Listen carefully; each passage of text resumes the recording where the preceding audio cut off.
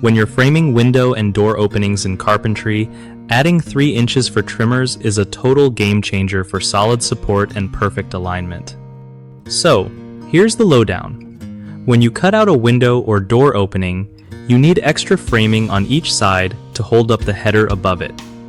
That's where the trimmers come in. Each trimmer is usually 1.5 inches wide, so together they add up to 3 inches. This extra width makes sure the header has a strong surface to rest on, which is super important because the header carries the weight from above.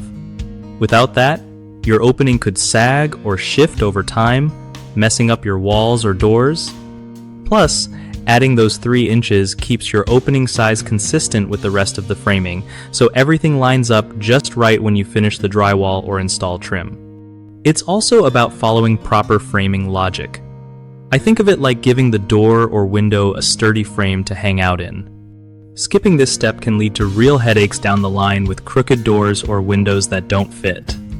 One of the biggest mistakes people make when framing openings is forgetting to add those trimmer studs, which causes weak header support and can make the opening sag or shift. Fix that by always measuring your trimmers at 1.5 inches on each side before cutting your header. Another common issue is cutting the opening too small and not accounting for the trimmer width, which leads to windows or doors that just won't fit. To avoid this, plan your rough opening dimensions by adding the full 3 inches before you start framing. Lastly, some folks don't align their trimmers with the rest of the framing, which throws off the entire wall structure and finishes. Make sure you check your measurements twice and keep everything flush and square. It saves time and frustration later.